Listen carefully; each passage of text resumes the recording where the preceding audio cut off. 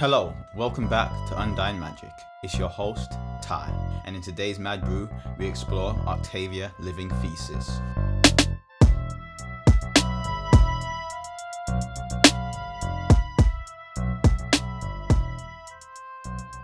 Octavia.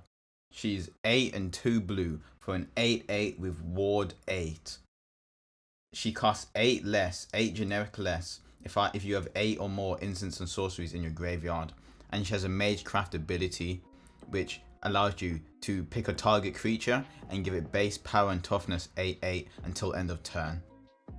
So that's on the cast or the copy of any instant or sorcery. This deck wins by playing out evasive, cheap creatures and tokens, putting Octavia onto the field and then reducing your opponent's life total to 0. Murmuring Mystic and Talrand both make use of the ridiculous amount of instants and sorceries we'll be casting by giving us a body every time we cast an instant or sorcery. Evasive bodies.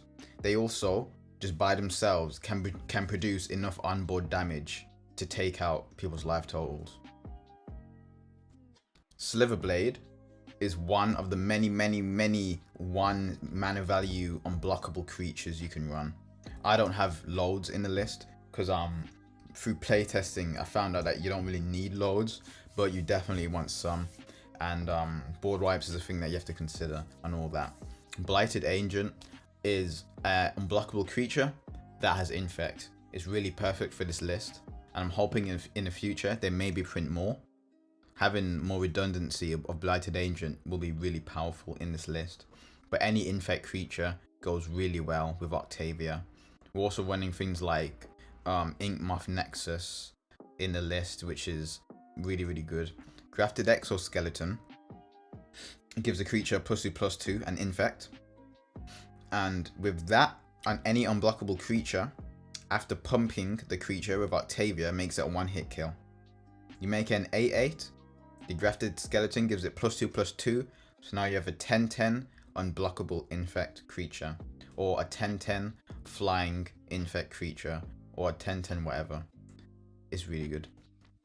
This deck takes some time to set up, so you need to do certain things to enable this win that we're trying to do. Narset is an annoying hate piece that our opponents will expend combat steps and resources to get rid of if they can. And of course I'm running wheels in this list because you're not really running Narset if you're not also running wheels, and that's a certain potency that gives us that edge to of course win via combat. Cursed Totem affects some cards in our list, 3 to be exact, but it'll hurt our opponents a hell of a lot more. So really good stacks piece. The only reason why more decks don't run it is because it affects them too much. Like most commanders nowadays have activated abilities. It's really potent. Spectral Deluge and other one-sided board wipes such as Cyclonic Rift are amazing ways to clear the defenses and just attack unprohibited. Spectral Deluge, you foretell it for 2 and then it costs only 3 mana, and it will in most cases clear everything. Not that like most likely they wouldn't have been able to block in the first place, but the fact that you can do this and have this one-sided board wipe and just attack with everything is really powerful. I picked Spectral Deluge instead of Cyclonic Rift because Cyclonic Rift is £20 and the Deluge is like 10p. It's really good. Counterspell, most powerful interaction you can ask for in Magic the Gathering, and we're in mono blue, so we're running a few. I like to note I'm not running as many as I usually would in a blue list, because most of the time we want to trigger Octavia on our turn, and we can't do that if we're holding a counter spell unless we're going to counter our own spell, which isn't very good. So I'm running a lot of permanent removal, because then if I need to trigger Octavia on my turn, I can remove something and then get an 8/8 out of it. Word of Invention is a nice tutor because we can get Exoskeleton or Cursed Totem at instant speed. It's really powerful. Like if someone's trying to combo off, most creature combos use activated abilities, getting that out at instant speed is a really good shutdown. And of course, again, Ectoskeleton, which is a one-hit kill. It's power. Another thing that we need to worry about is getting Octavia out as quickly as possible. Thankfully, there's a high redundancy of blue spells that fill our graveyard and cantrip through a list in blue. There's a lot. I could spend like 10 minutes listing off every blooming cantrip and mill card. And one spicy way is Quiet Speculation, which dumps 3 flashback spells. The ones I run in my list are Deep Analysis, Echo of Eons, great with Narset, Scout All Possibilities, and Think Twice. Think Twice is very nice because it's instant speed. More ways to fill the yard, but not limited to: Windfall, Fort Scour, Curate, Careful Consideration, Fact or Fiction, Epiphany at the Drown Yard, which is like a one-size-fits-all Fact or Fiction, Frantic Search, which is great with high tide turns, we'll get to that later, Strategic Planning, and Careful... Oh, and Mental Note. I'm doing frequent tweaks to the list, but it hovers around 20 ways to mill and loot, with around 40 instants and sorceries in the deck. That's a lot of redundancy, and the graveyard gets really big over turns. Keep in mind that everything in this list from removal to ramp adds to the graveyard count. Even after you cast Octavia, you'll continue to fill your graveyard. It's not like once you cast her, you're just going to stop casting spells, right? It's not like suddenly all your spells are going to stop milling.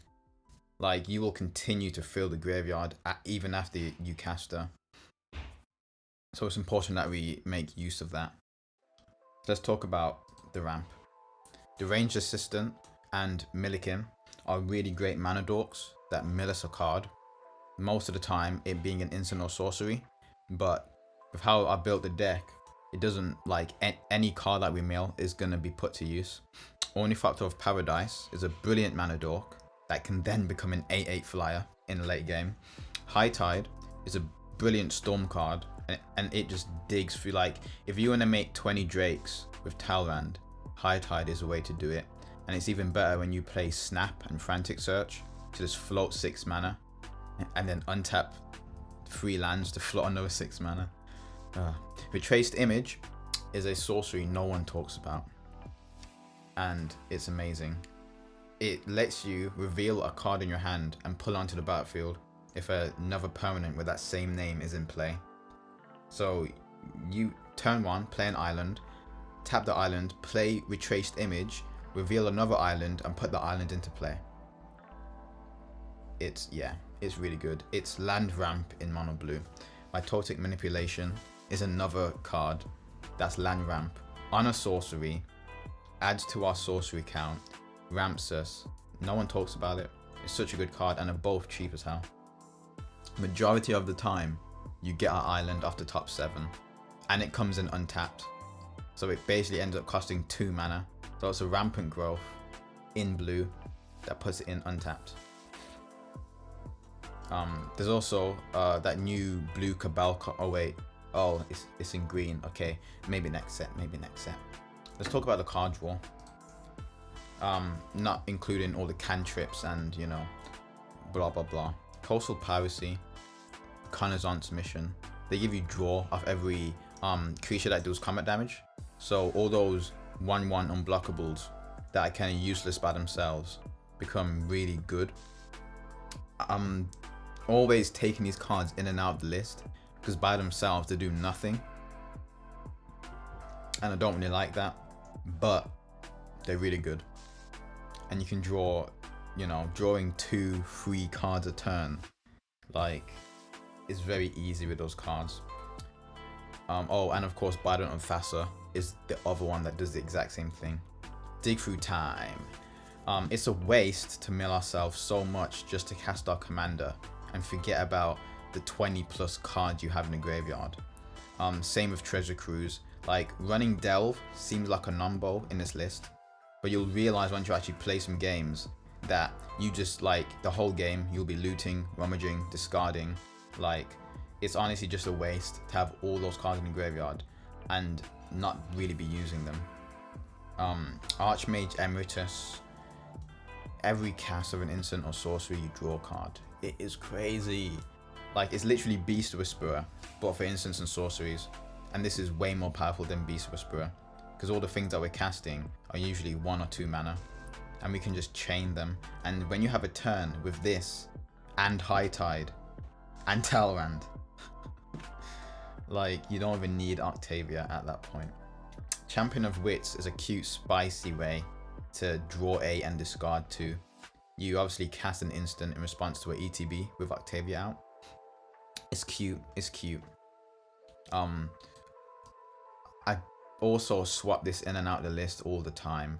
Like, it's okay most of the time. Like, it's just in the early game when you don't have Octavia out, it's a bit of a crap card. It's okay though. Wind Rider Wizard. It's Archmage, but it allows us to discard, which in this deck is actually a bonus, and it's a flyer, so it can be an 8/8 in the late game. It's really good. Ghostly Pilferer is one of the best slots in this list. It fills your graveyard because you can discard. It draws cards and it has evasion. It's so much value. Guy Reach Sanitarium is a discard. It's a loot for everyone. It's just one of the ways that you can squeeze more value out of the list. I also want to mention Academy Ruins and Buried Ruin, because those allow you to get your artifacts back from the graveyard. There's not many artifacts in the list, but because we mill so heavily and discard, you easily, you know, mill your Cursed Totem or your Grafted Exoskeleton, and getting those back is really powerful. Let's talk about the Magic Mirror. It's really good. I didn't realize how good it was until I actually played with it. In this list, you can easily cast it for 3 mana very early on. Turn 3, turn 4, turn 5, or definitely turn 5. It's a Phyrexian Arena, right? Which is a heavily played card. It's a Phyrexian Arena that doesn't lose your life, and it gets progressively better each turn. Let's just say it gives you no maximum hand size for a reason, because once it gets up to 3 and 4 counters, like, you're basically just refilling your hand every turn. It's really stupid. Although I want to know, I've never had it go higher than like 5 or 6 in a game, because usually the game's over by then. But hey. Now let's talk about some synergistic removal. Spawn Broker is another cute bit of spicy tech. You make an 8/8 in response to the ETB, and then you get to steal mostly whatever you want on the board. Gilded Drake, people. Gilded Drake, and it's like 20p. Winds of Rebuke is permanent removal, and it fills your graveyard. And of course, it itself is a instant. Rise from the Tides. This isn't removal. I don't know why I pull it here. But it's an army in a can. The reason why I've been considering this, even though it's like 7 mana, is because there's plenty of times in games where I've had my legs blown out from under me. And I just wish I could top deck this and like capitalize off the fact that I've been milling myself the whole game. Like, this is such a good late game card, such a good top deck. Thieving Skydiver. It steals artifacts and it's evasive. It's an evasive creature. Really neat. Also just really fun. Obviously, using your opponent's stuff is really fun, and it opens up massive possibilities of all sorts of shenanigans, all sorts of things. Like, stealing a Soul Ring is like the most boring outcome. Like, there's a lot of shenanigans that could happen with that. And yeah, that's the list.